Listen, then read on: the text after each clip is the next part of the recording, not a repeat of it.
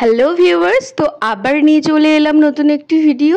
এই যে সকাল সকাল আমি স্নান ধান করে বেরিয়ে গেছিলাম। তো আজকে শ্যুটটা ছিল প্রিয়াঙ্কা বর্ধনদের স্টুডিওতে। সেখানে প্রিয়াঙ্কাদের একজন স্টুডেন্ট আমাকে বুক করেছিল একটা লুক ক্রিয়েট করবে আমার ওপরে, সেই জন্য। তো দেখতেই পাচ্ছ এই যে আমি এখানে টোটোর জন্য ওয়েট করছিলাম। তো এই যে টোটোতে উঠে পড়েছি।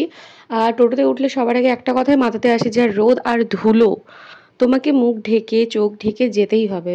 তো এই যে আমি এখানে আমার আসল রূপে চলে এসেছি। তো এই করতে করতে আমি পৌঁছে যাই, বাস স্ট্যান্ড নেমে পড়ি। তারপরে স্বর্ণ এসেছিলো আমাকে প্রিয়াঙ্কাদের স্টুডিওতে নামিয়ে দেওয়ার জন্য।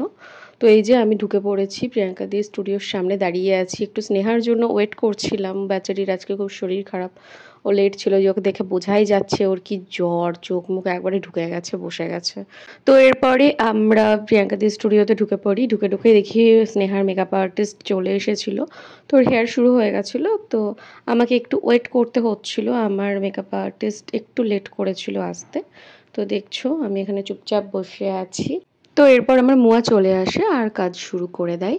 তো হাফ মেকআপ হওয়ার পর এই যে আমরা লাঞ্চে বসে পড়েছি। আমি বিরিয়ানি অর্ডার করেছিলাম, আর স্নেহা বাড়ি থেকে খাবার এনেছিল। স্নেহা আর নেহা ওরা দুজনেই বাড়ি থেকে খাবার ক্যারি করেছিল। তো এখানে ওরা কি করছিল দেখো, ওরা আমাকে একটু একটু করে খাবার তুলে তুলে দিচ্ছিল।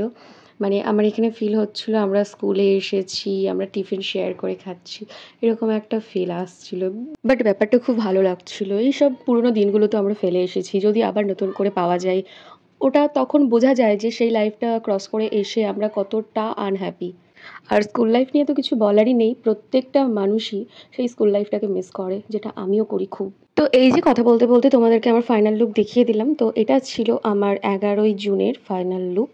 তো দেখতেই পাচ্ছ। আর একটা কথা, আমার কিন্তু সেই দিন সবার আগে লুক কমপ্লিট হয়ে গেছিলো, অনেকটা আগে। আমি চুপচাপ বসেছিলাম, ভিডিও করছিলাম, রিলস করছিলাম। যেহেতু স্টুডেন্ট ওয়ার্ক, তো শ্যুট করলেই তো আর বাড়ি যেতে পারবো না, লাইভ তো কমপ্লিট করতেই হবে। তো আমি শ্যুট টুট করে নিয়ে বসেছিলাম, দেন লাইভ হলো, তো তারপরে আমরা চলে এলাম। তো এই যে এখানে স্নেহা স্নেহা একদম চুপচাপ বসেছিল, আর আমি আর নেহা একসাথে ছিলাম। তো এখানে আমি আর নেহা যে কি বলছিলাম আর হাসাহাসি করছিলাম সেটা আমি নিজেও ভুলে গেছি। আর এখানে আমাদের লাইভ স্টার্ট হয়ে গেছিলো, কিন্তু এই যে দেখো সবাই কিন্তু ফোন সাইলেন্ট করে চুপচুপ করে, কেউ ফটো তুলছিল, কেউ চুপচুপ করে ভিডিও করছিল। তো এরপর এই যে আমাদের শ্যুট ভিডিও লাইভ সব কমপ্লিট। লাস্ট কয়েকটা টেক আমি নিয়ে নিচ্ছিলাম। তো পেছনে দেখতেই পাচ্ছ ওরা ড্রেস চেঞ্জ করছে। তো আমি যাই হোক আর নিলাম না। আর এই যে এখানে মনীষা মনীষা শ্যুট হয়ে যাওয়ার পরেও ছবি তোলার কথা ওর মনে পড়ে, তো সেটাই করছিল। আর যারা একটু দূর থেকে এসেছিল, তো তাদের জন্য আমরা ওয়েট করছিলাম, ওদের ড্রেসটা চেঞ্জ করা হয়ে যাক, জুয়েলারি দেওয়া হয়ে যাক, দেন আমরা যাবো। কারণ আমাদের বাড়ি তো খুব একটা দূরে নয়, কাছেই। তো আমাদের কোনো অসুবিধা ছিল না, চাপও ছিল না। তো এই যে আমার মেকআপ আর্টিস্ট কয়েকটা ভিডিও নিচ্ছিল, ওনার কাজে লাগবে, অবশ্যই কাজে লাগবে, যেহেতু ওনারা নতুন, ওনাদেরকে তো আবার নতুন নতুন করে কাজ করতে হবে। আর আমার যে মেকআপ আর্টিস্ট ছিল সে খুবই শান্ত, খুবই নিরীহ, মানে কি বলবো, এক কথায় মাটির মানুষ। আমার খুব ভালো লেগেছে ওনার সাথে কাজ করে। আবার যদি কোনোদিন সুযোগ হয় আমি অবশ্যই কাজ করব। তো এটাই ছিল আমার 11ই জুনের একটি শ্যুটের ভিডিও বা জার্নি, তোমাদের সাথে শেয়ার করলাম। তো আজকের মতো আমি ভিডিওটা এখানেই এন্ড করছি, দেখা হবে আবার অন্য কোনো ভিডিওতে। আর আমার ভিডিও যদি তোমাদের ভালো লাগে অবশ্যই লাইক কমেন্ট করো। বাই বাই সকলকে।